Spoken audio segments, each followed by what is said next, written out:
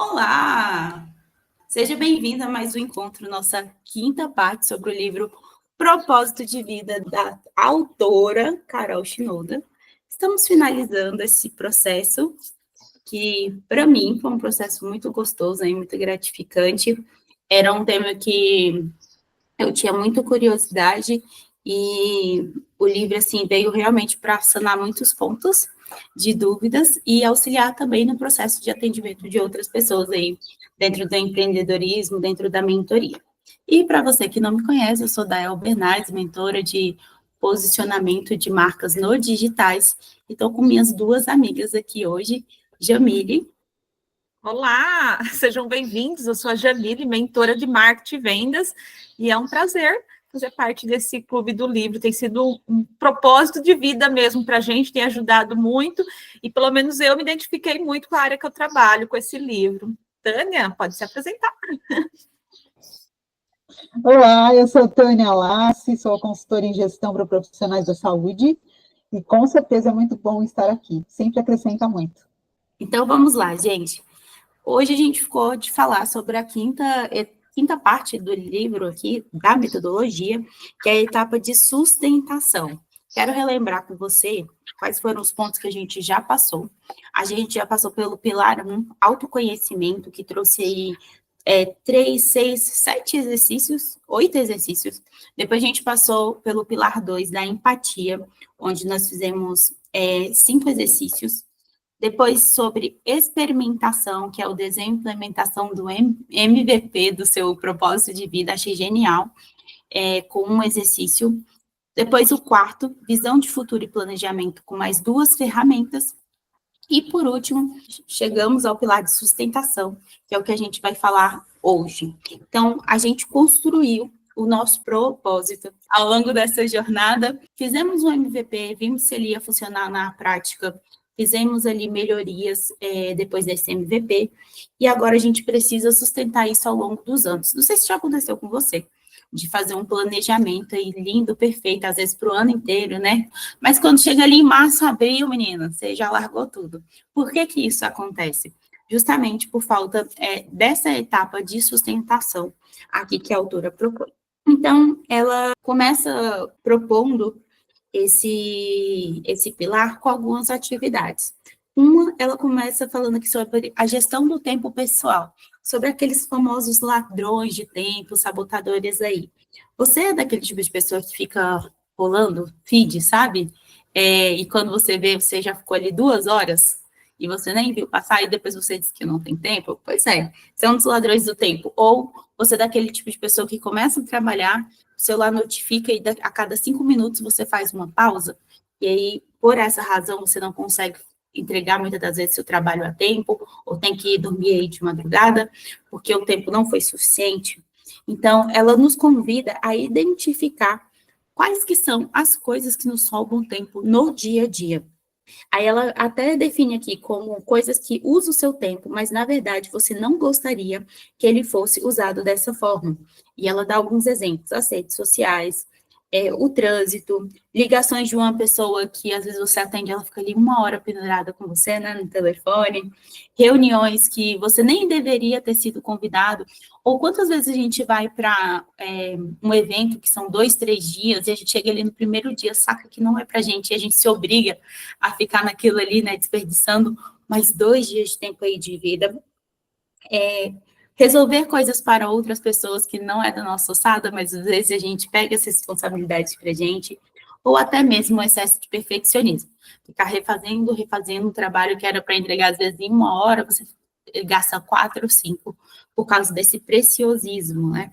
Não está falando aqui a questão da excelência, não é isso, mas às vezes a gente fica ajustando pontos que não eram tão necessários assim, e que é só um preciosismo mesmo da nossa parte.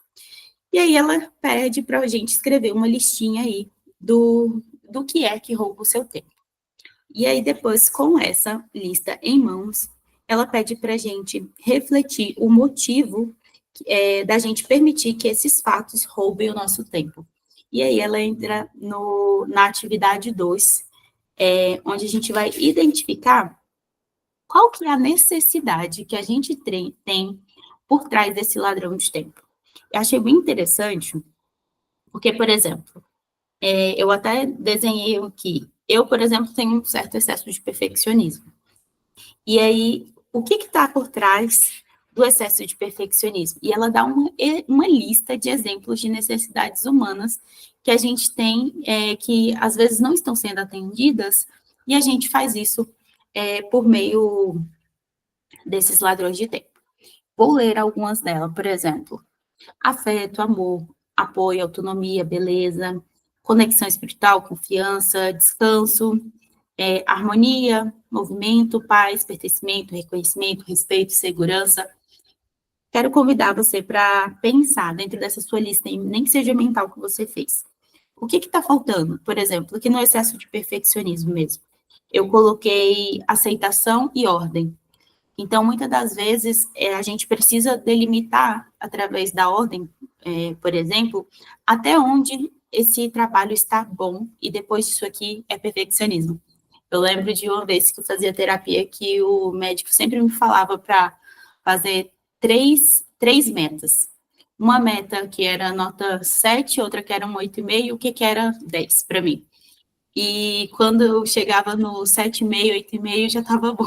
Então, tá bom, chegou aí, daí acaba, porque você já atingiu um patamar bacana.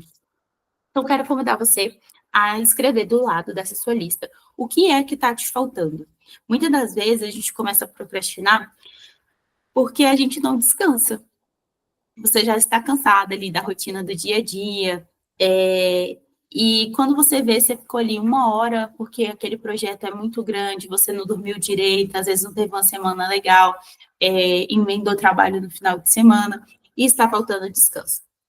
Então, ter consciência é o primeiro passo da mudança, diz a autora, para a gente pegar aos poucos e ampliando essa percepção do uso do nosso tempo, de forma que 80% do nosso tempo disponível, ao invés dele, né, ser roubado, que a gente consiga, aos poucos, ir invertendo essa porcentagem na nossa vida. Significa que a gente, às vezes, vai dominar toda a nossa agenda e não vai desperdiçar nada, né? Obviamente, nós somos seres humanos, mas que a gente consiga ir diminuindo aos poucos e invertendo aí essa polaridade, de forma que a gente tenha essa consciência de como a gente usa nosso tempo.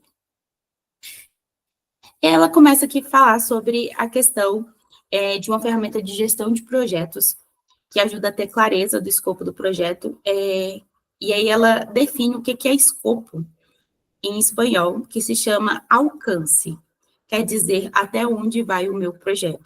E aí ela traz aqui para a gente uma ferramenta, dentro dessa abordagem aqui da gestão de projetos, que se chama EAP, Estrutura Analítica de Projetos, ou WBS, que é Work Breakdown Structure, que é a estrutura de quebra de trabalho. E ela propõe que a gente divida esse trabalho em partes menores. Achei bem interessante essa abordagem aqui, porque é uma abordagem que eu uso, mas não sabia que tinha um nome, e que era uma ferramenta de gestão de projetos, então aprendi. E aí ela constrói como se fosse o organograma de uma empresa.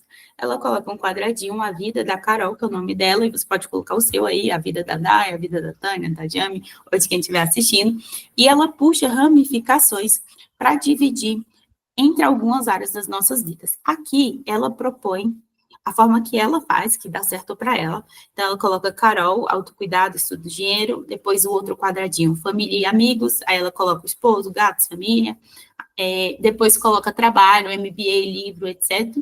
E, por último, coloca projetos sociais e doações. Então, qual que é a ideia? Que você crie uma caixinha de acordo com a sua necessidade de foco aí na sua vida, nesse momento. E é interessante que a gente construa tudo junto e veja a nossa vida de forma integral, né? Tem gente que tem uma agenda para trabalho e uma agenda para a vida pessoal, mas a gente só tem uma vida. Então, é interessante que a gente consiga realmente alocar tudo isso no mesmo espaço. É igual gerenciar 2 redes sociais. Não sei se você já tentou. Normalmente, sempre fica um ali capenga, né? É muito difícil a gente dividir Isso, então, é interessante que a gente não faça isso também mentalmente aqui na hora da nossa organização.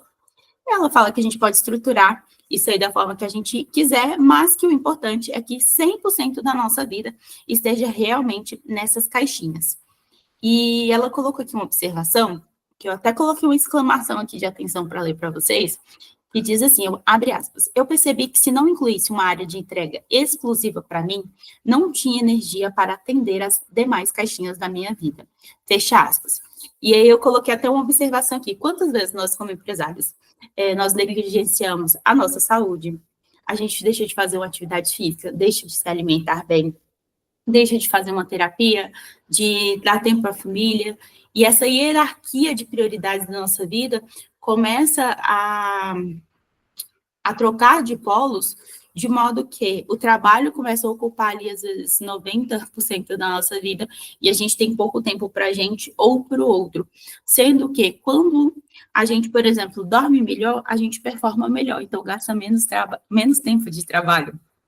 Já viu aquela noite que você dormiu 4 ou 5 horas só, e você vai tentar trabalhar no outro dia, parece que o trabalho não rende, que você está com o mundo nas costas, mas se você tivesse dormido 3 horas a mais, talvez você gastasse menos tempo trabalhando. E isso, às vezes, para a gente não é tão consciente, mas a gente precisa parar de vez em quando e fazer essa análise, essa autoanálise. Então, eu convido aqui a gente a fazer, né, as nossas caixinhas, olhando o que a gente quer alcançar no futuro, tanto quanto o que a gente precisa manter no dia a dia para termos energia para ir em direção desse futuro. Aí eu coloquei outra observação aqui. Quem vai performar melhor? Um atleta em forma, com sono em dia, alimentação em dia e treino em dia, ou um que é um couch potato, que é uma expressão que a gente usa em inglês, que é uma batata de sofá, né? É uma tradução, assim, ao pé da letra. Aquela pessoa que passa o dia inteiro sentada, que não se alimenta bem. Sabe que já viu aquela visão que a gente tem, às vezes, de desenho, tipo o Homer Simpson, que é um cara gordão, assim, fica sentado e não faz nada? Essa é mais ou menos a visão do coach potato. Então, quem é que vai performar melhor no dia a dia? Quem é que dessas duas figuras vai ter mais energia? E aí eu coloquei uma pergunta. E você? Qual das duas figuras você tem sido? Você tem sido aquele atleta de alta performance, tem cuidado bem da sua alimentação, do seu dia a dia, da sua saúde, das suas relações, ou você é o coach potato e o Homer Simpson da vida? E ela continua, depois que a gente faz essa estrutura da nossa vida, eu, Dai, coloquei aqui vida da Dai, coloquei a minha caixinha pessoal também, da Dai, coloquei uma para relacionamentos, uma para trabalho, e uma caixinha chamada energia, que é justamente para focar nessas coisas que me fazem ser uma atleta, entre aspas, de alta performance dentro do meu trabalho. E eu coloquei aqui dentro da minha, por exemplo, devocional, terapia, contato com a natureza, que é algo que me energiza, descanso, sono e aeróbico em jejum, que são coisas que me revitalizam. O dia que eu acordo, não faço meu aeróbico, eu fico mais lenta. E o dia que eu faço, me energiza e eu consigo trabalhar melhor. Então, você pode dividir da maneira que lhe apraz e que você achar interessante. Então, você já sabe o que você quer na sua vida, e o próximo passo aqui é fazer acontecer. E ela convida a gente para definir as ações relacionadas a cada uma dessas caixinhas. Então, você vai pegar a sua área da vida aí, pessoal. Quais são as ações que você vai colocar? Aqui ela sugere. Autocuidado, por exemplo, tomar vitaminas, correr 2 vezes por semana, fazer uma meditação diária na terapia. Dentro de famílias e amigos, ela coloca aqui, família, almoço de domingo com os pais e comprar o presente de aniversário de uma amiga. No trabalho, terminar o capítulo do livro de gestão do tempo. Projetos sociais e doações, continuar doando para o projeto Fazendo Histórias. Então, você vai pegar cada área e fazer as atribuições das atividades, para aí depois que você incluir o que você gostaria de fazer, que ela chama aqui de wish list, né, dessa lista de desejos, a gente vai distribuir isso de forma sistemática mesmo dentro da nossa agenda. Mas antes da gente colocar na nossa agenda, ela diz aqui que é importante que a gente escolha um local para manter essa rotina de listar as atividades semanais, que seja sempre no mesmo lugar e que mantém uma visão integrada semana a semana. Isso aqui é interessante porque às vezes a gente fica em busca daquela ferramenta perfeita. Ah, não, eu tenho que fazer igual o fulano faz, eu tenho que fazer igual o ciclano faz. E o que importa na realidade não é a ferramenta, é você ter um local que seja confortável para você e que facilite o teu dia a dia aí para olhar essas atividades. Eu, por exemplo, uso o Google Agenda e o bloco de notas do meu celular, porque o bloco de notas eu consigo conectar com o computador e ali eu consigo colocar toda a lista da minha semana. Mas eu já fui a louca das ferramentas, achava que tinha uma ferramenta perfeita, e eu testava ferramentas quase toda semana, até entender que não importava. Pode ser uma agendinha, sabe? Um papelzinho, pode ser uma folha A4 em cima da sua mesa. Não importa. O importante é que essa lista esteja sempre à mão e que seja fácil para você, interessante para você, que você consiga sustentar aí ao longo do tempo. Até colocar uma observação que diz: o que mais importa é o pensar de forma organizada, o método, o mental e não a ferramenta. O que importa é a execução. Depois que a gente escolheu essa ferramenta, ela pede para a gente avaliar algumas atividades que a gente fica arrastando aí ao longo da semana. Ela questiona, nesse momento, eu preciso parar e entender por que incluo na lista de desejos se eu não executo aquela atividade. Então, você vai refletir, por que eu estou colocando isso aqui, sendo que toda semana eu vou arrastando e nunca executo. Tentar encontrar aí o que há por trás dessa atividade. Às vezes, essa atividade, ela está muito grande e a gente precisa diminuir em pedacinhos menores. Às vezes, essa atividade, você não é a melhor pessoa para executar, seria legal a gente delegar, então a gente precisa fazer essa análise. E 2, a gente pode excluir da lista e parar de se cobrar, ou decidir logo o que, é que você vai fazer de fato. E eu acrescentaria aqui uma terceira opção que a gente usa no método que se chama GTD, Arte de Fazer Acontecer, do David Allen, que é você ter uma lista de algum dia, talvez. Então, tem às vezes um projeto que a gente tem em mente, que a gente gostaria muito de executar, mas a gente não está no melhor momento. Então, você vai pegar essa lista, vai colocar lá. De vez em quando, uma vez por semana, uma vez cada 15 dias, uma vez por mês, que for melhor para você, você vai visitar essa agenda e ver se tem algum projeto ali que já dá para você encaixar. E aí você vai recuperando. Você fica tranquilo, porque sabe que não vai perder aquele projeto de vista e, ao mesmo tempo, não se sente cobrado por ele estar ali na sua lista e você empurrando ele com a sua barriga. E depois dessa etapa aqui de autoanálise, o próximo passo é colocar as atividades no tempo. Ela pede para a gente priorizar essa lista. Cita aqui o livro do Stephen Covey, na página 207 que a gente está, do livro Os 7 Hábitos das Pessoas Altamente Eficazes. Eu vou ler até um trechinho que ela cita aqui, achei interessante.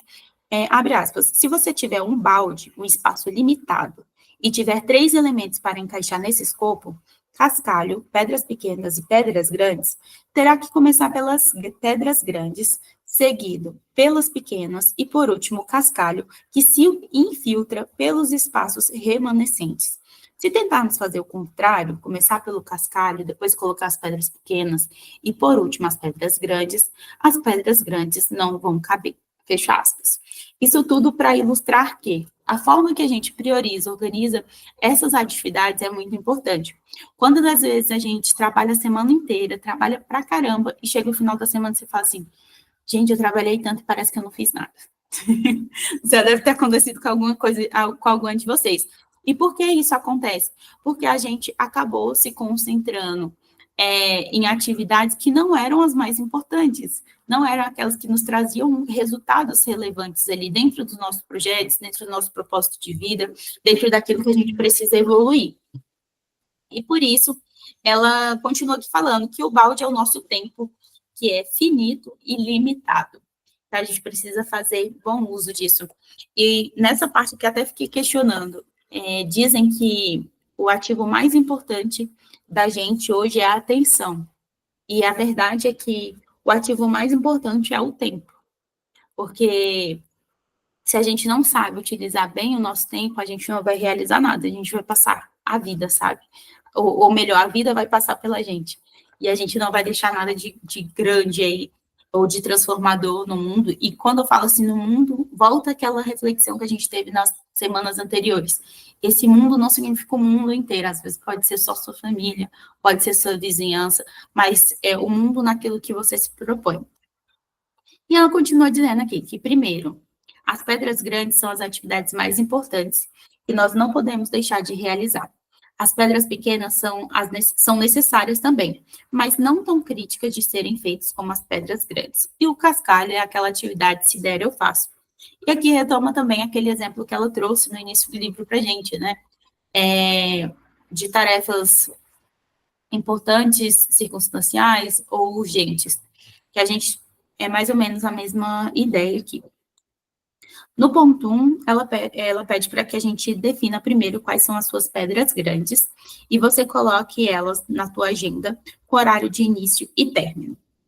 Depois, você vai definir as atividades nível 2, que são as pedras pequenas. Você pode colocar o horário também de cada uma delas ou reservar um período com uma lista viável para realizar naquele intervalo de tempo. A gente chama no GTD isso aqui de lista de tarefas por contexto. Então, por exemplo, eu posso pegar um bloquinho de tempo e colocar ali na agenda, fazer as atividades da minha lista aqui de pedras pequenas, vamos supor. E aí você enumera aquilo ali que você quer, é uma ideia. Ou você pode fazer por contexto. Eu preciso resolver algumas coisas na rua. Então, você vai fazer uma lista rua e você vai escrever tudo o que você precisa resolver. Preciso ir à farmácia, preciso ir ao açougue, preciso comprar pães. E dentro daquele contexto, você consegue distribuir as atividades de forma que não aconteça assim. Foi lá na rua, comprou o pão, chega em casa e fala, meu Deus, tinha que ter comprado o remédio e esqueci. Então, você pode fazer essa listinha por contexto. Acredito que funciona muito bem. Ou, por exemplo, tem um horário do seu dia que você está sentado à frente do computador e tem atividades que você gosta de executar na frente do computador. Você pode fazer uma lista por contexto do computador. Quando eu estiver no computador, vou realizar essas tarefas. Ela não cita essa forma de organização aqui, mas é uma forma de organização do método do GTD que eu acredito que se encaixa perfeitamente nessa ideia. E 3, você vai fazer a sua lista de cascalho aí. E aí vai deixá-la em um local visível, para que você possa, de vez em quando, revisitar essa lista, porque são aquelas atividades que às vezes dá tempo, às vezes não dá tempo, daqui a pouco elas podem virar pedras pequenas, daqui a pouco elas podem virar pedras grandes, se não forem feitas a tempo, então a gente precisa estar sempre administrando essas atividades. E ela sugere aqui também, para concluir essa parte aqui de agenda, para que você escolha um dia para planejar a sua agenda ao longo da semana. Pode ser de manhã, pode ser à tarde, pode ser sexta. Tem gente que gosta de fazer sexta para a próxima semana, gente de domingo, tem gente que é segunda. Eu, por exemplo, faço a minha às segundas. Mas a ideia é que você sempre faça naquele horário. Então, é legal a gente colocar, às vezes, um despertador para lembrar a gente enquanto a gente não está acostumado. E uma coisa que ela colocou aqui que eu também achei bem interessante é para a gente descobrir quais que são os horários que a gente tem mais energia de execução. Então, ela dá um exemplo aqui, que pela manhã ela tem mais energia. E logo após o almoço ela fica mais devagar. Então, o que ela faz? Ela marca atividades com outras pessoas depois do almoço, porque aí não depende só dela. Tem um compromisso ali com o terceiro, e aquilo acaba energizando ela de alguma forma para que ela consiga executar a agenda dela. Então, você precisa fazer testes, eu coloquei aqui, fazer testes para descobrir quais são os seus horários mais produtivos, quais são os horários que você tem mais queda de energia, e se às vezes você precisa fazer um cochilo ali no meio do dia para continuar sua agenda a todo vapor. Não é errado, gente, fazer uma pausa, fazer um cochilo. Tem gente que se sente super culpado, né? Meu Deus, eu dormi à tarde. Mas depende. Por exemplo, às vezes você não dorme e fica se arrastando de 2 até as 21, 22 horas, que é o horário que você dorme. Mas, às vezes, você tira um cochilo e você rende como se tivesse acordado naquele momento. Então, vale a pena, porque você vai executar aquelas atividades muito mais rápido. E o interessante também, a gente fazendo essa distribuição, a gente começa a aumentar o nosso foco e a nossa produtividade, quando a gente faz todo dia a mesma atividade, no mesmo horário. Então, se você pode fazer isso, é bem mais interessante você separar os blocos da sua agenda para que automatize esse processo na sua mente e sua mente não gaste tanta energia nessa execução. Tanto que eu já vi até alguns profissionais da área de saúde falando que o primeiro passo de uma dieta bem-sucedida, na realidade, não é a mudança da alimentação em si, mas você se alimentar todos os dias no mesmo horário. E muitas das vezes a gente negligencia isso. Tem dia que você toma café 6, no outro dia você toma 10, no outro dia você toma 9, sendo que se você conseguisse automatizar os seus horários, o mecanismo de funcionamento aí do seu corpo ficaria muito, muito mais interessante, muito mais fluido. E ela coloca uma observação aqui também, falando do perigo que há, né, em a gente não sentar e planejar essa semana. Abre aspas, semanas em que não faço a minha agenda e deixo a vida acontecer, a semana acaba, eu me sinto exausta e não fiz coisas importantes para mim. Apenas respondi às demandas externas e aí acabo tendo que decidir prioridades quando já estou com a cabeça muito cansada e não faço as melhores escolhas. Fecha aspas. Não sei se já aconteceu com você, mas eu sinto a mesma coisa quando eu não organizo minha semana. Parece que eu vou só reagindo. A demanda vai chegando, eu vou executando. Quando chega no final de semana, eu fico, o que eu fiz? E aquele tempo parece que escorreu pelas minhas mãos. Então, coloquei tal observação que a gente fica frustrada por trabalhar e não sair do lugar. Então, às vezes, a sua frustração, minha querida, está justamente nessa falta de organização da agenda, que é libertadora. Tem gente que acha que ter uma agenda vai se sentir preso, sendo que é o contrário. Quem experimenta montar uma agenda e segui-la sabe que você ganha muito em liberdade e poder de escolha, porque você é consciente das suas ações diárias. Depois ela sugere... Pode falar. Posso compartilhar uma dificuldade? Porque às vezes pode ser algo que vai se conectar com as pessoas. Porque às vezes a gente fala de organizar na agenda e todo mundo acha que é um processo fácil, mágico, que a gente muda do dia para a noite. E eu me lembro que quando eu comecei a colocar as coisas na agenda, eu tive uma dificuldade muito grande, porque eu até colocava os meus compromissos na agenda, mas eu não colocava o tempo que eu ia levar para chegar de um compromisso no outro, como se eu fosse por telepatia, né? Sair e voar. E nisso eu começava a atrapalhar. Eu não controlava se eu ia fazer esse compromisso sozinho, se eu ia fazer com a minha filha. Por quê? Tem um tempo, uma diferença de tempo. Você pegar, montar no carro e ir é uma coisa, você colocar uma criança dentro do carro é outra. Então, assim, a gente começa a organizar e não vai ficar perfeito, a gente vai ter que ir ajustando e melhorando. Porque senão, às vezes, a pessoa também vai começar, eu vi, não deu certo. Realmente é assim, é ajuste em cima de ajuste até ficar perfeito. Maravilha, Jami. Você tem toda a razão. Tanto que ela aqui mais à frente, ela fala da importância de a gente deixar espaços em branco. Ou outra coisa também que acontece é você marcar uma reunião em cima da outra. Você conta que você vai fazer aquela reunião em 60 minutos cravados e vai entrar com outro cliente imediatamente, que o cliente não vai atrasar, que o cliente não vai falar, às vezes, um pouco a mais, ou você vai se estender um pouco e vai acabar passando o horário. Então, eu sempre falo da margem de segurança. Eu gosto de deixar 30 minutos entre uma reunião e outra. Até porque você também é um ser humano, né? Você tem que, às vezes, levantar, pegar uma água, ir ao banheiro, abrir um material para uma próxima reunião. Então, a gente não conta com essas pequenas demandas que demandam tempo e energia ali no dia a dia. E aí ela fala aqui sobre a importância ela sugere que você também pode diferenciar a tua agenda por cores. E ela coloca aqui o caso dela, ela usa saúde verde claro, atividades afetivas de rosa, trabalho conduzidos por ela de roxo, e trabalhos que ela acompanha, né, delega azul claro, dinheiro verde escuro e propósito amarelo. E que isso permite ver o equilíbrio ou desequilíbrio nas atividades da agenda dela.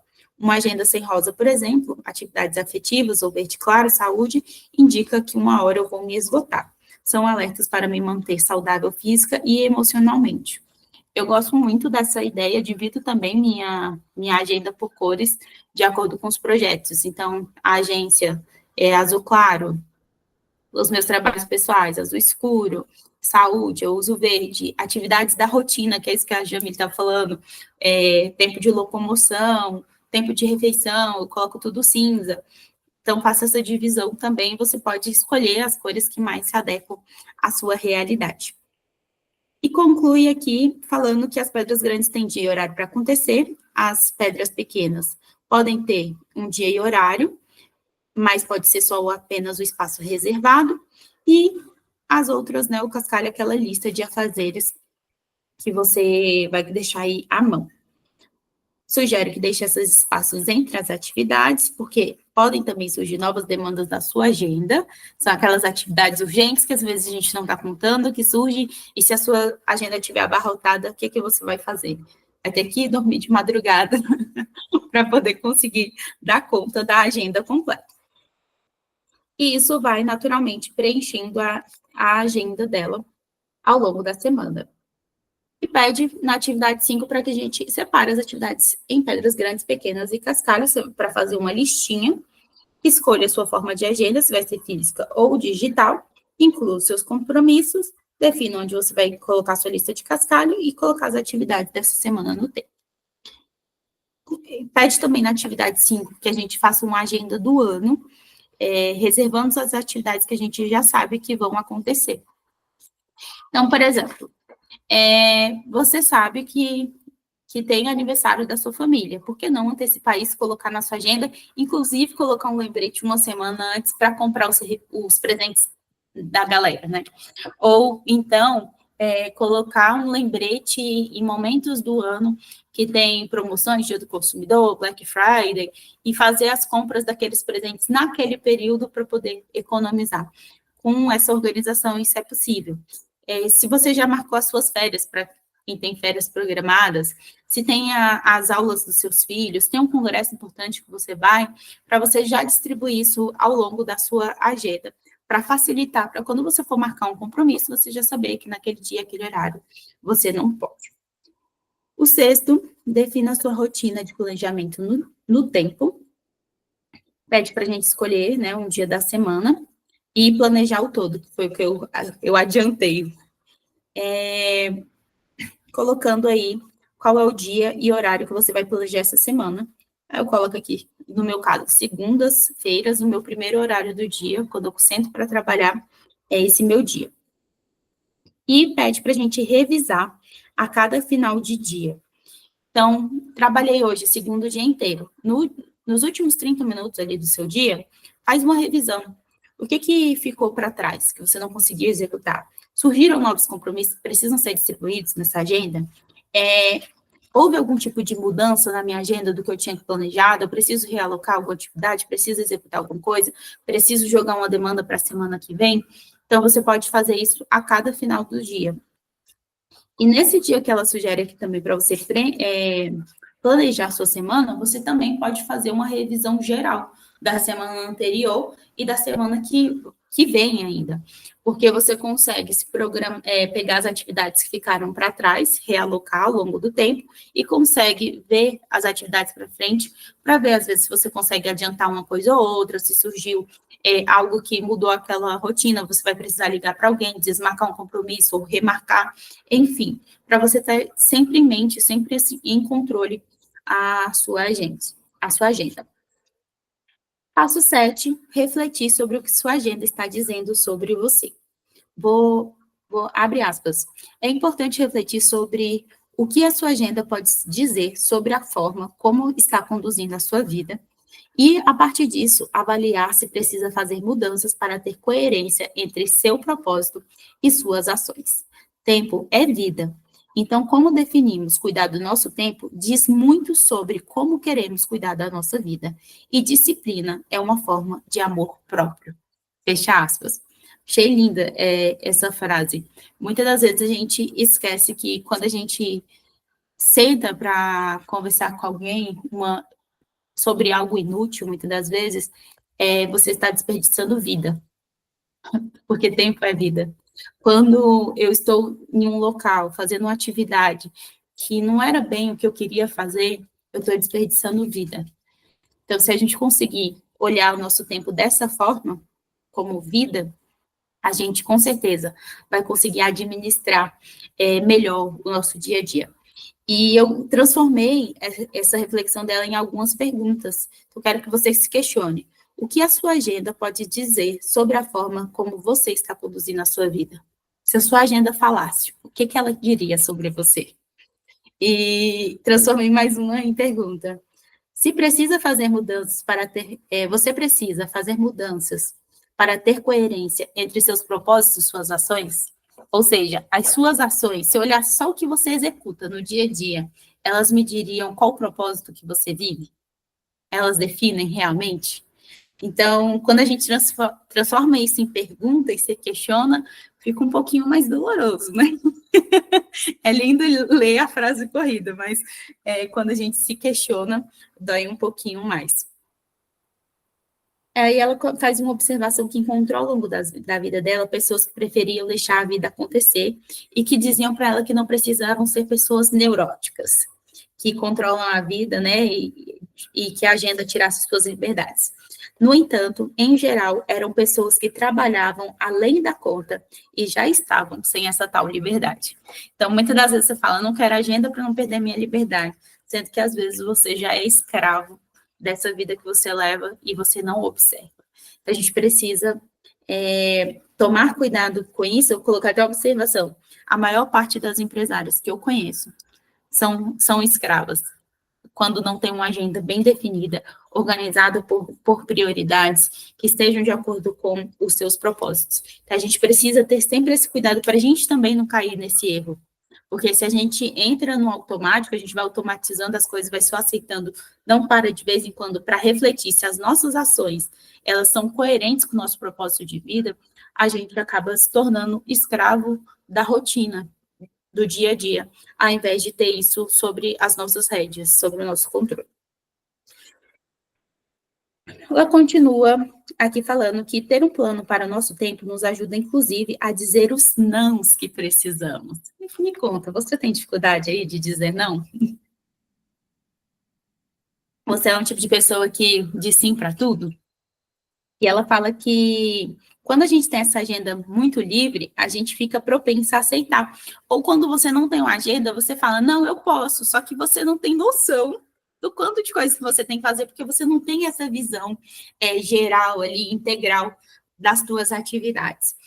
E daí você começa a se atrapalhar, às vezes não consegue entregar a demanda que você acordou com aquela pessoa, isso afeta a tua credibilidade como profissional. Então, você vira aquela pessoa que fala, não, é melhor não contar com um ciclano, não, porque ela disse que vai fazer e nunca faz. Ou não é melhor contar com fulano, não, porque ela sempre entrega as coisas atrasadas, entrega em cima da hora. E isso vai minando a tua credibilidade profissional. Na verdade, eu acho que a pessoa que não sabe falar não é impossível ter uma agenda, né? Porque você não consegue controlar tudo que vai acontecer no dia a dia.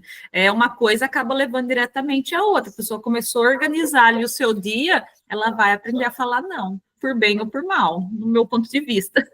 Mas é exatamente isso que ela diz. Você resumiu bem, Eugênia. Que se você tem agenda livre, você vai dizer sim para tudo. Mas se você não tem, você vai ter como dizer não.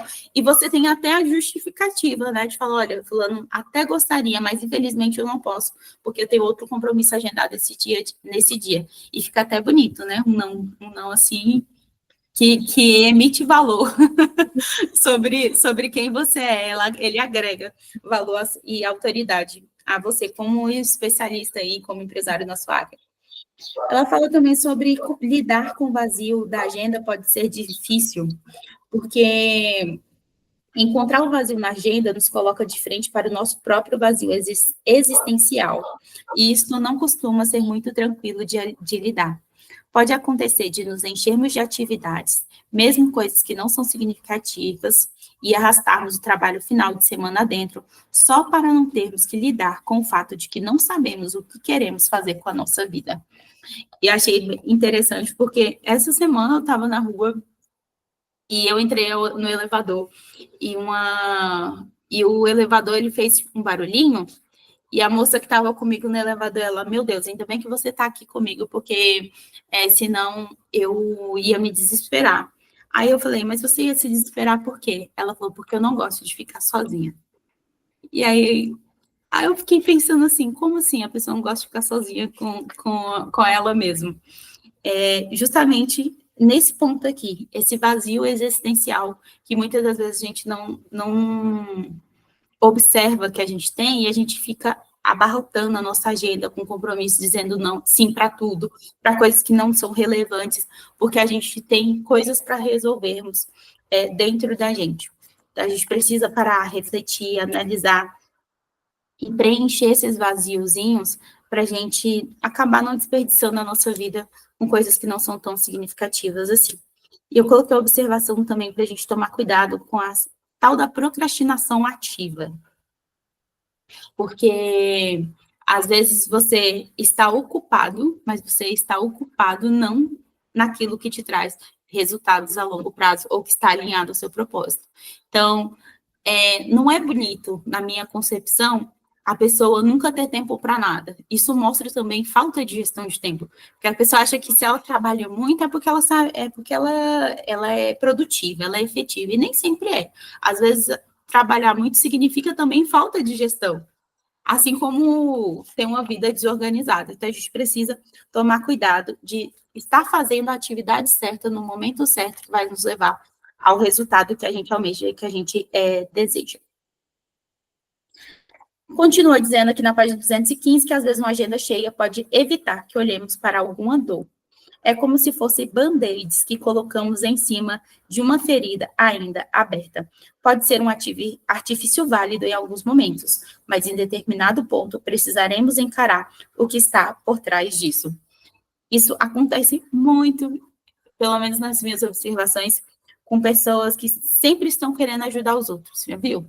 A pessoa, ela não consegue, é como se fosse quase uma doença, eu conheço algumas pessoas assim, ela sempre quer ajudar o outro, quer sempre ajudar o outro. Para quê? Para não ter que parar e olhar para a própria vida.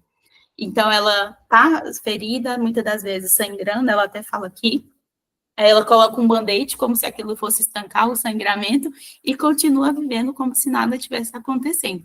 Mas em algum momento vai precisar olhar para essa ferida aberta e quanto mais demorar, mais difícil vai ficar para poder tratar. Então a gente precisa ter esse cuidado. Termina aqui perguntando o que a sua agenda diz sobre você e sobre a forma como você está construindo a sua vida. Depois a gente finaliza essa parte falando que a agenda é o espaço onde o propósito encontra uma vida significativa na prática. Então, é o seu propósito em ações. Entra aqui na atividade 2, que é estratégias para sustentação. Cada pessoa sabe qual é a melhor estratégia ou a combinação de estratégias para se manter no caminho. E eu coloquei aqui sem imposição de regras, porque às vezes a gente pega o método de uma pessoa e acha que a gente tem que pegar e seguir aquilo ali à risca, e aquilo não funciona para a gente, simplesmente. Então, o que eu vou pegar? Pega aquilo que é positivo para você, retira, às vezes combina com outro método e monta o seu próprio jeitinho. Se você é iniciante, sugiro que você pegue e siga à risca o que o autor, ou quem você está lendo, te propôs. Depois faça uma avaliação, 2 meses, 3 meses depois, veja o que está dando certo, mantenha, o que não está dando certo, adapte ou deixe de fazer. Aqui ela fala no ponto 1, que uma estratégia de sustentação que ela usa é escrever no diário dela de como ela está caminhando, o que está te atrapalhando, como pode se cuidar mais. Assim garante que não perca a consciência do que está acontecendo comigo. Achei interessante fazer essa autorreflexão uma vez por semana. Imagina, nessa revisão que você faz aí no final da sua semana, você parar e se questionar. Nossa, será que as minhas ações, elas mostram que eu estou no caminho certo? Tem alguma coisa aqui que está me atrapalhando nesse momento que eu poderia tirar, que eu poderia excluir da minha rotina? Tem alguma forma de eu cuidar mais de mim para que eu tenha mais energia, que garanta que eu faça um trabalho melhor? E aí você faz essa análise e, a partir disso, refina as suas ações diárias. O segundo pilar de estratégia de sustentação é você pensar nas suas crenças. Eu coloquei até entre parênteses aqui a parte espiritual. Então, se você tem uma crença e a igreja, fazer um devocional, ir a um centro espírita, enfim, fazer uma meditação, ter um contato com a natureza, o que a sua crença te pedir. 3, você tem uma rede de apoio, que pode ser uma única pessoa, Ela fala aqui que você pode marcar, por exemplo, conversas a cada 15 dias, onde você vai contar para essa pessoa quais são os seus desafios e conquistas, ou pode ser diferentes pessoas com diferentes papéis. Então, pode ser, por exemplo, nessa mesa aí vai ter a pessoa que vai ter o papel do afetivo, que é aquela pessoa que sabe te acolher e dar colo. Vai ter outra pessoa que vai ter o papel do provocador, aquela pessoa que dá um tapa na cara com carinho aí, com amor, para você enxergar o que você precisa fazer. Vai ter aquela pessoa que vai ser o seu orientador, que vai ser o seu conselheiro, que vai te dar boas ideias. Vai ter aquela outra pessoa que vai ser o conhecedor, aquela que tem grande conhecimento em alguma área e pode te ajudar a saber mais. Eu achei bem interessante porque isso se conectou a uma reflexão de uma palestra que eu fui de um coach que se chama Márcio Micheli, que ele chama disso aqui de a mesa do conselho, que ele é empresário e que ele tem a mesa do conselho, e cada cadeira ali tem uma pessoa com uma função.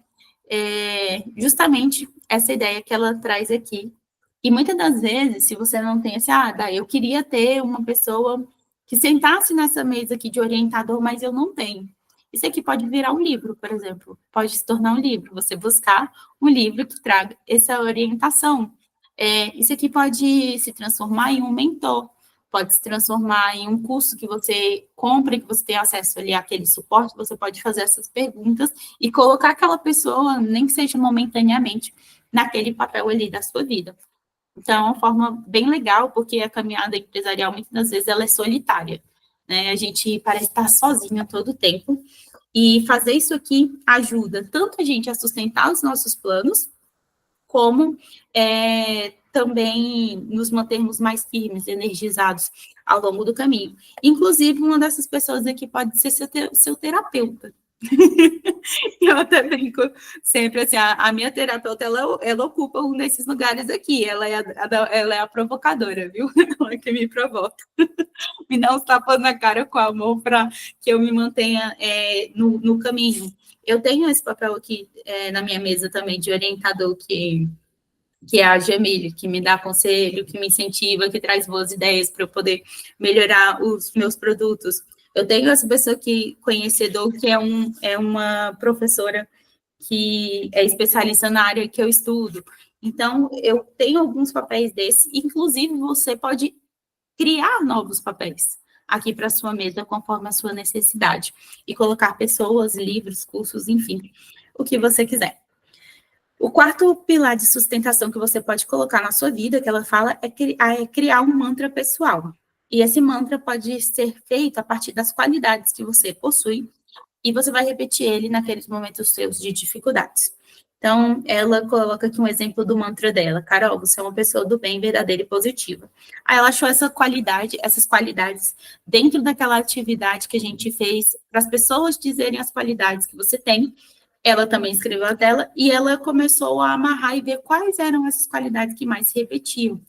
Inclusive, essa aqui também é uma forma de olhar a sua percepção, a percepção de outras pessoas, de você encontrar diferenciais na sua personalidade que podem ser utilizados dentro da sua marca. Então, voltando aqui no mantra pessoal, você pode criar uma pastinha no teu WhatsApp e colocar os depoimentos, os feedbacks dos teus alunos, dos teus clientes no dia a dia, para aquele momento que você estiver desanimado, sabe, você vai lá e relê, você fala, cara, não, eu realmente estou no caminho certo, é só uma fase difícil, ou você vai procurar essa pessoa aí que é seu companheiro de jornada, vai dividir para que você se sinta mais autoconfiante, renove as suas forças, às vezes buscar aí a sua veia espiritual mesmo, para se manter no caminho dentro dessa jornada.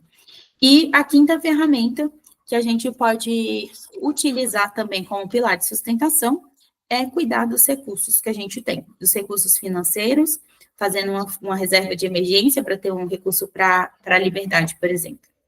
E aí ela questiona, eu pergunto a você, qual será a sua estratégia para garantir que todo o seu processo de mudança não caia na rotina e seja deixado de lado? Qual é a ação ou conjunto de ações que vai escolher para apoiá-lo a se manter no foco? Como você vai garantir que você vai manter firme o seu propósito? O que é que te dará forças para continuar na sua caminhada? Então, você vai escrever, você pode escolher uma, duas ou três dessas estratégias que ela propõe aqui, e você vai anotar. Outra coisa também que você pode fazer para te garantir, né, você se mantenha firme no seu propósito, é você colocar métricas nessas suas ações. Então, quando eu atingir patamar X, eu vou comemorar, vou comprar isso para mim, que eu queria muito. A gente pode colocar algumas métricas também que vão energizando a gente para se manter na nossa jornada, né, dia após dia, executando ação após ação, porque lindo é o pódio, né, gente? Mas o processo até chegar lá, ninguém conta, normalmente. É tão bonito quando a gente vê uma pessoa palestrando para 5.000, 10.000 pessoas, mas como é que foi o bastidor dessa pessoa? Quantos anos ela se dedicou para chegar ali naquele local? E aí a gente olha aquele momento daquela pessoa e fala, nossa, tal pessoa é um ser iluminado. Não, tal pessoa é uma pessoa que trabalhou muito, batalhou muito para chegar naquela posição. Quando a gente vê um atleta recebendo uma medalha de ouro numa Olimpíada, né, um campeonato mundial, ali você fala, uau, que momento incrível. Mas quantos anos de preparação aquele atleta teve? Quantas atividades que causam muitas dores, né, muitas das vezes, rompimentos de ligamentos, enfim, quantos problemas ir num negócio com os amigos, não poder sair da dieta porque está focado ali em um propósito. Quantas coisas eles precisaram abrir mão até chegar naquela medalha ali olímpica. E isso acontece com a gente também. Quantas coisas a gente precisa abrir mão para a gente chegar no nosso sonho, no pódio, que a gente deseja e que a gente escolheu. E aí terminamos com a dica 19, estabeleça estratégias para se manter no caminho.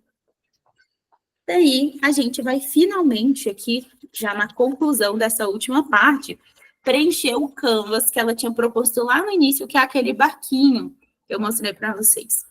Ela vai pedir para a gente revisitar as atividades que a gente fez aqui ao longo do caminho para preencher esse canvas. A primeira é você identificar as suas principais forças. Então, você vai na seção de autoconhecimento e vai escrever. Depois, meu motivo, vai rever tua história, o que te motiva.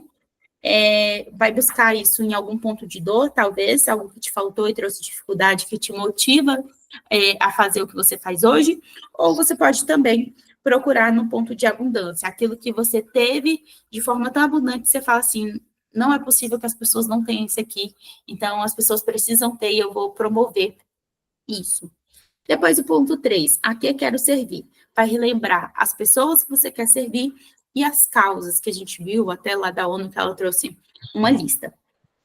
No quarto ponto, identificar os serviços que você pode prestar por meio de funções, serviços ou projetos.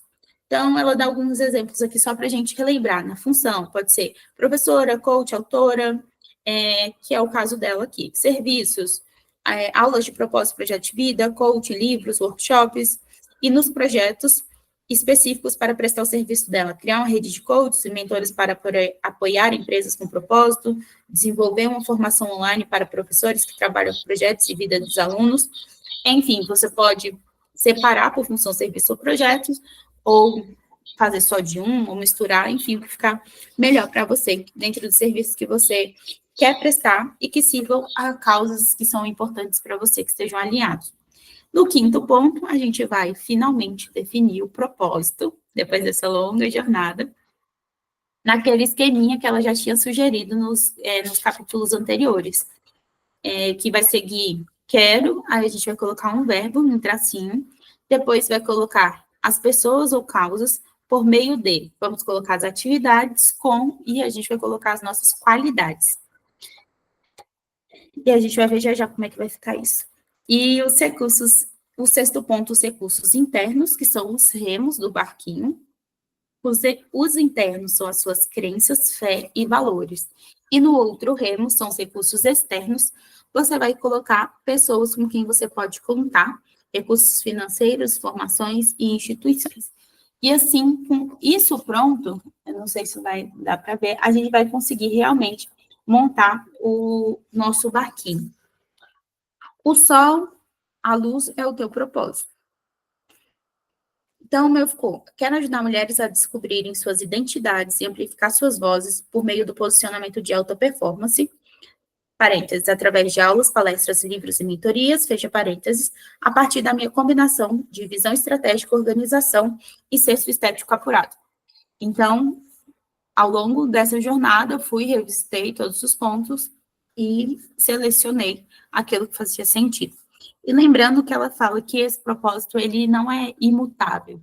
Ele pode se mudar, ele pode ser aperfeiçoado ao longo do caminho.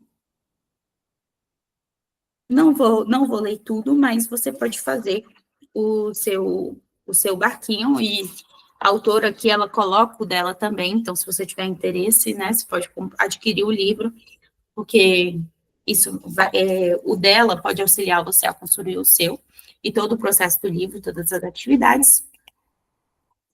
E ela pede para a gente, na página 225, ela pede para a gente retomar o início do guia, lá onde a gente escreveu o nosso objetivo e justificativa, e avaliar qual que foi o resultado da sua jornada. Há coisas que você ainda busca, você precisa buscar compreender ou fazer? Há pontos que ganhou na sua trajetória que nem faziam parte do seu objetivo inicial, que foram bônus? E como é que você se classifica quanto ao seu propósito? Desengajado, sonhador, amador ou com propósito? Então, você vai ver se você alcançou o seu objetivo e a sua justificativa. No meu caso, eu alcancei. Coloquei aqui os pontos que eu ainda preciso fazer. Ainda tem alguns exercícios que eu preciso cobrar, algumas pessoas que eu pedi, outros que eu preciso terminar de preencher. Então, é o que eu ainda preciso fazer. E eu continuo aqui com a letra D, com propósito, que dentro da atividade que ela tinha proposto. E, por último, terminamos aqui o capítulo 3, que foi imenso, que deu aí uns 3 encontros. E chegamos, finalmente, ao capítulo 4, que é ajudando outros com o seu propósito. E aqui, nesse capítulo, ela vai escrever como se fossem cartas direcionadas aos pais, aos líderes, aos professores, para guiarem outras pessoas no caminho da descoberta de seus propósitos. Influenciadores, se não me engano, também tem aqui. E esse ponto é bem interessante para a gente que trabalha com outros seres humanos, prestando serviços de mentorias, consultorias, cursos, a gente absorver algumas ideias que tem aqui para poder aplicar dentro do nosso trabalho. Uma vez que você desbravou essa jornada em direção ao seu propósito, tem condição de apoiar outras pessoas a trilharem esse caminho. Aí ela traz aqui aos pais uma reflexão de William Damon em seu livro O que o Jovem Quer da Vida, onde ele desenha quais seriam os papéis dos pais, aí na página 228, na condução dos seus filhos na busca de seus propósitos. Então, ele fala aqui que está dentro, entre os papéis dos pais, prestar atenção nos esportes, né, nas faíscas, e estimular as crianças nesse caminho, abrir diálogo sobre propósito, ser aberto e apoiador quanto aos interesses que forem se manifestando ao longo do caminho. Então, seu filho gosta muito de jogar vôlei, então vou colocar em um curso, vou levar para atividades desse tipo. Transmitir o próprio propósito, então falar sobre o seu próprio propósito em si. Hoje, propósito não quer sair, né? Estou gaguejando toda hora. Introduzir as crianças a mentores potenciais, incutir nas crianças noção de protagonismo e responsabilidade. E essas dicas aqui, tem outras também, ele fala que, mesmo que você não seja pai ou mãe, você pode fazer isso por outras pessoas. Então, por exemplo, você pode apresentar amigos a mentores potenciais. Você vê que um amigo gosta muito de música, então você tem outro amigo em comum que também gosta e que já toca e que é um instrutor nessa área. Você pode apresentá-los. Você pode, por exemplo, estimulá-la a se dedicar a assuntos que ele gosta. Ele está sempre falando sobre comportamento humano. Então, você pode ir lá, dar um livro para ele, ou sugerir, poxa, por que você não faz um curso nessa área? Você trabalha nessa área, será que não seria interessante para você? E promover esse diálogo, para que ele possa experimentar. Pede aqui para a gente... Achei linda essa reflexão aqui. Ele fala que aos pais cabem ser guardiões da memória da infância dos filhos. Porque do 0 aos 7 anos é onde a criança está naquele ponto de essência da vida. Então, eu até coloquei aqui uma ideia, se você tem filhos, você pode fazer um álbum das habilidades dos seus filhos, álbuns de interesses, e faíscas. Então, imagina só, do 0 aos 7 anos, você pegar vários momentos da vida do seu filho, aos 3 anos, ele se interessou por ser professor. Então, você tirar uma foto daquele momento, colocar nesse álbum e escrever. Aos 5 anos, você se interessou muito em tocar. Então, você tira uma foto e coloca, de modo que, quando ele ficar mais velho, ele vai poder revisitar esses interesses que ele teve na infância. Então, é muito bonito esse papel de guardiões da memória, porque às vezes a gente cresce, os nossos pais nem lembram muito, né, da nossa infância, foram tantas coisas acontecendo, aquelas memórias ficaram ali subterradas na mente deles, e eles não conseguem mais encontrar e nos auxiliar nesse processo. Então, com esse registro fica mais fácil. Pede para os pais se manterem em postura aberta quanto aos interesses manifestados dos filhos, e que deem liberdade para que os filhos tenham seus próprios erros e acertos e exerçam seu protagonismo. Ou seja, não incutir no filho aquilo que é um sonho seu. Então, às vezes, era o seu sonho ser médico, você não conseguiu, e aí você só dá jaleco para a criança, só compra presente voltado à medicina. Não, deixar ele viver esse momento de erro e acerto. Ele quer fazer... A criança quer fazer balé esse ano, no outro ele já quer luta, no outro já quer... Permitir que ele faça essa experimentação para realmente se encontrar através das experiências. Reconhecer que outras pessoas podem oferecer caminhos, orientações, melhores até mesmo do que eles como pais, demanda humildade e muito amor. Às vezes você não é a melhor pessoa para conversar de determinados assuntos com seu filho.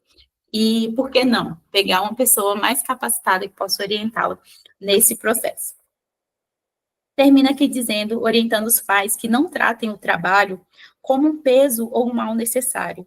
Isso pode criar um sentido negativo relacionado ao papel do trabalho na vida da criança. Então, ter aquele cuidado de não chegar todo dia falando mal do trabalho, sabe?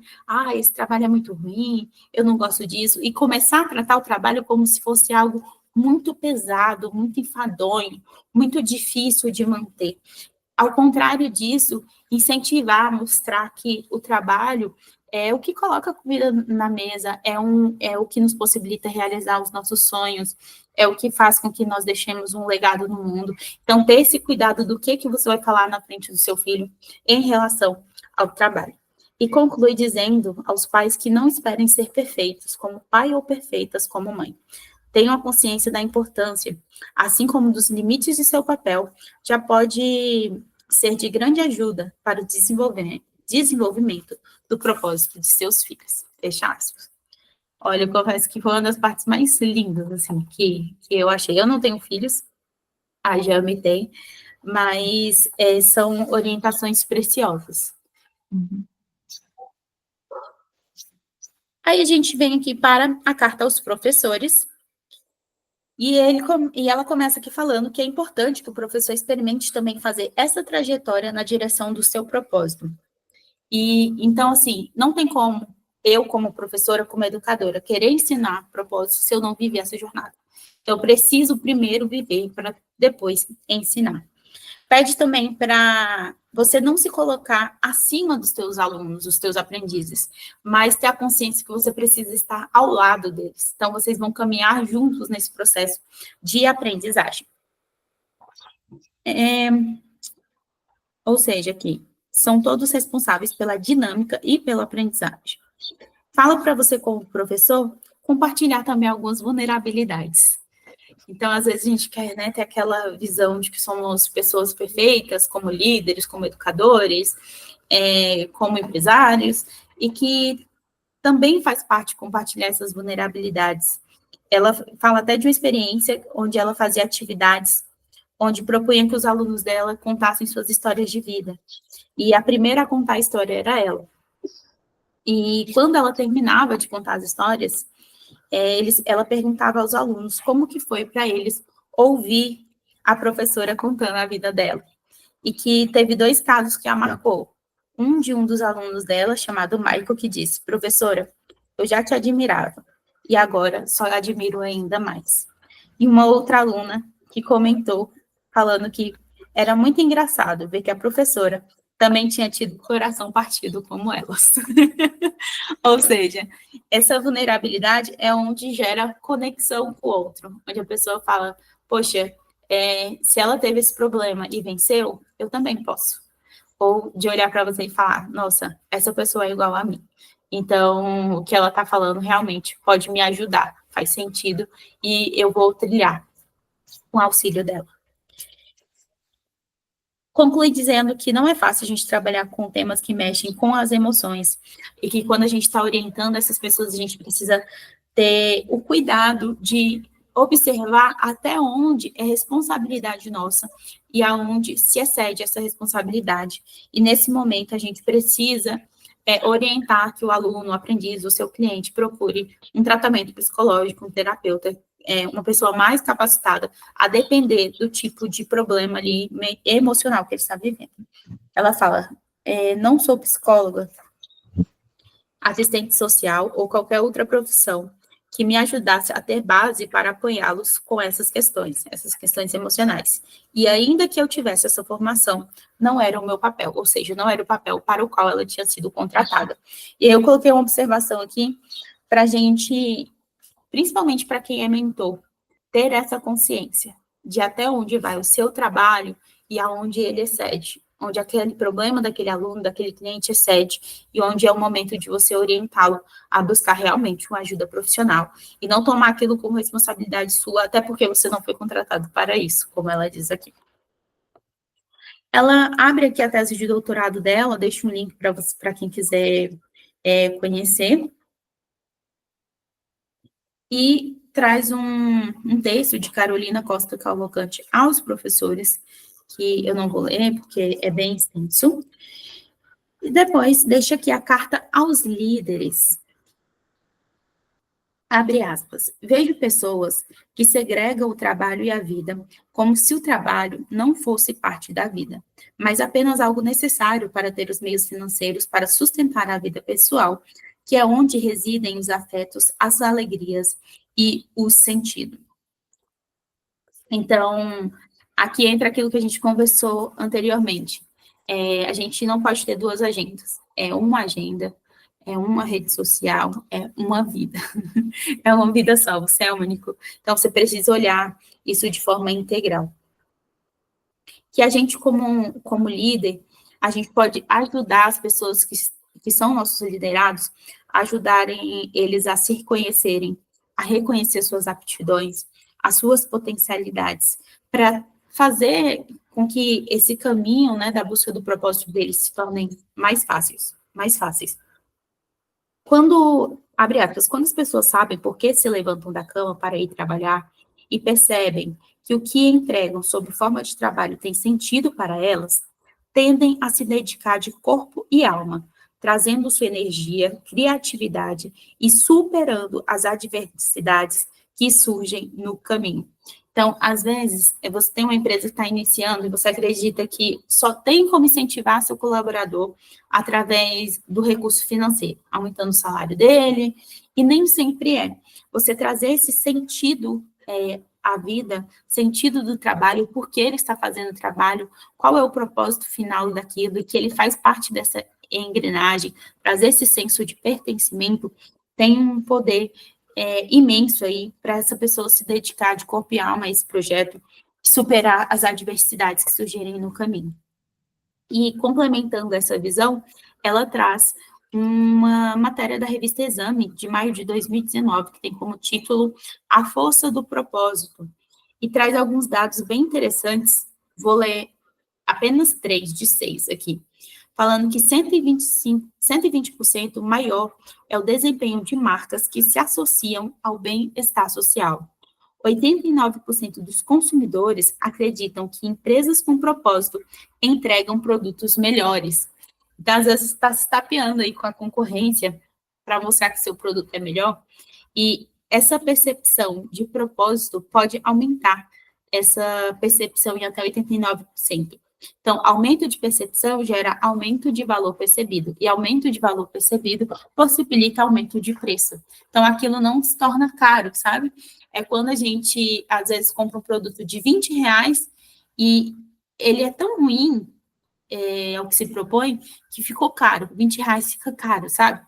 Mas, às vezes, o mesmo produto custou 200, mas ele é tão bom que R$ 200 fica barato. Então, não é o valor monetário que a gente paga ali, mas é o valor percebido, é aquilo que eu percebo de qualidade, de satisfação que aquele produto me trouxe. E que o propósito tem esse poder de aumentar essa percepção frente ao seu consumidor. 72% dos consumidores recomendariam uma empresa com propósito em seus círculos sociais. Ou seja, se você quer aumentar aí o seu boca a boca, ter um propósito pode te auxiliar em relação a isso. O teu cliente, o teu consumidor, vendo o propósito, ele vai divulgar muito mais a tua empresa, em até 72% a mais, do que uma empresa que não possui esse propósito. Fala aqui também que empresas com propósito têm um maior índice de retenção e satisfação de seus colaboradores, trazem maior retorno financeiro aos acionistas e mostram aos consumidores que têm melhores produtos.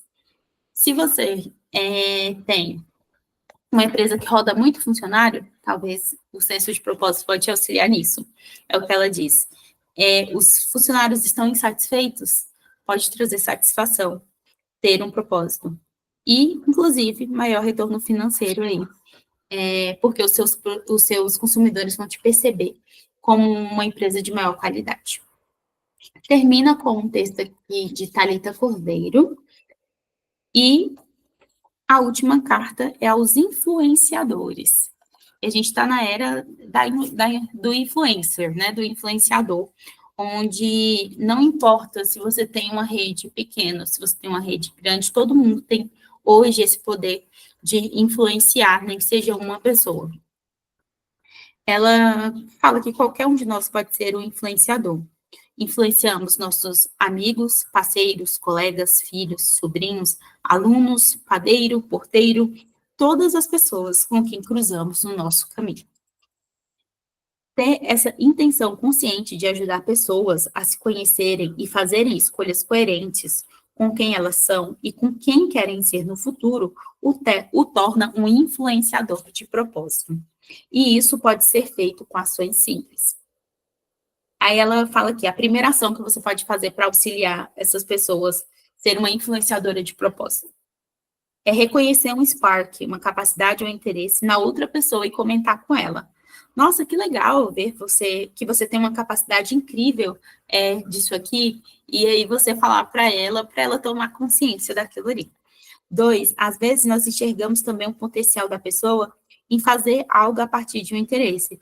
Nossa, vejo você está fazendo vários cursos de desenvolvimento, seria tão legal ver você compartilhando com outras pessoas o que aprendeu, e aí a gente também torna mais consciente aquilo para aquela pessoa.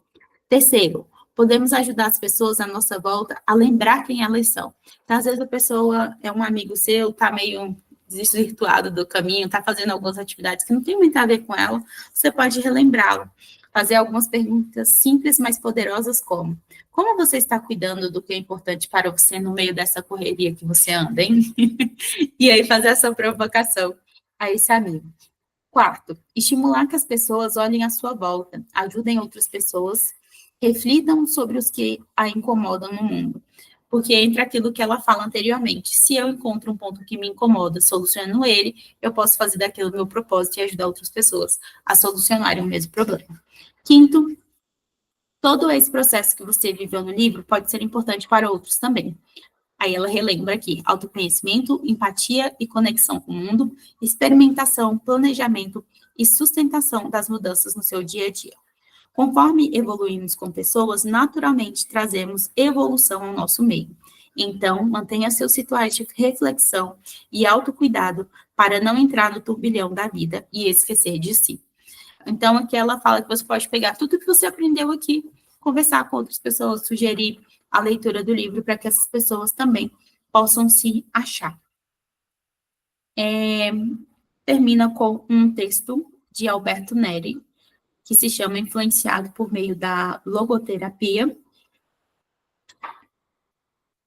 E depois, a gente vai realmente para a conclusão aqui do livro, onde a autora diz que cada pessoa tem um papel, um propósito, e não precisamos nos cobrar para ser nada além do que autenticamente somos. Então, influencie quem você sentir no seu coração que deve, e faça o que sentir que é a sua parte no processo da vida. Ela finaliza o capítulo 4 com essa mensagem e deixa uma mensagem final, onde eu vou ler só uma frase que diz que você coloque seus talentos a serviço das pessoas e contribua para fazer desse mundo um lugar cada dia melhor. E assim, a gente termina a nossa quinta parte do nosso livro, que foi uma verdadeira jornada de aprendizagem, né? Com muitas reflexões, muita atividade. Então, não é aquela leitura daquele livro que você lê corrido. Você tem que parar, às vezes fica 20 minutos pensando no que ela propõe, você vê vídeos extras. Então, é um verdadeiro curso escrito em um livro. Uma imersão, né, Dai? Você tem que realmente mergulhar nele para fazer tudo. Exato. Então, às vezes, quanto você pagaria numa mentoria para esse processo inteiro, né? Você tem aqui no livro, de uma forma acessível, aí, não custa, acho, R$40 o livro, acessível. Então, às vezes, a gente pensa assim, nossa, eu não tenho condições de pagar um mentor, um curso, mas você tem condições de comprar um livro, às vezes em um sebo, às vezes pedir de presente para alguém no dia do seu aniversário e viver essa experiência. Então, só relembrando que a gente passou aqui sobre o ponto de definição do que é o propósito de vida, onde a autora trouxe os mitos que tem em torno desse tema, propósito ao longo da história, explicou para a gente os conceitos. Depois a gente foi para o processo de desenvolvimento do propósito, onde ela falou de algumas ferramentas de outros autores, depois entrou na própria metodologia, em 5 passos que a gente falou: autoconhecimento, empatia, experimentação, visão de futuro e sustentação, e finalizou aqui com essa carta aos pais, professores, líderes e influenciadores. E eu, Dai, eu dou, assim, nota 5 para mim. Eu gostei bastante da experiência. E você, Jane? Contei. Eu gostei bastante, confesso que às vezes a gente pega, assim, até pelo tema, né? Quando a gente lê propósito, a gente acha que vai ser um livro bem raso, mas o que eu gostei muito dele é que ela faz você se exercitar e, principalmente, ela traz muitas informações do porquê ela chegou nessa conclusão, né? Então, não é um livro de achismo, mas quando eu li, eu percebi que eu tenho muita coisa para melhorar. Que bom, então. Então, entre 1 e 5 estrelas. Para mim ou para o livro? Para você dar para o livro, para a sua leitura. Não, eu gostei bastante, eu vou dar 5. Então, 5 estrelas também, para você que quer ler esse livro. Leia, coloque aqui nos comentários que você gostou. Faça a aplicação prática na sua vida, não adianta a gente ler. Tem gente que fala, nossa, eu li 50 livros no ano, mas quantos você aplicou? Se você ler um que seja, mas aplicar, já valeu a pena. É melhor do que você ler 50 e não aplicar nenhum. Quero convidar você também para fazer parte do nosso Clube do Livro, que é totalmente gratuito, voltado para empresárias. O link fica sempre aqui na nossa descrição. Nós temos um encontro por semana, onde a gente trata aí de cerca de 50 páginas de cada livro. E na próxima semana temos um livro novo, que vai ser surpresa para vocês. Não deixe de acompanhar nosso trabalho, curtir, comentar. Vejo vocês na próxima semana. Beijo. Beijo, até o próximo encontro. Tchau, tchau.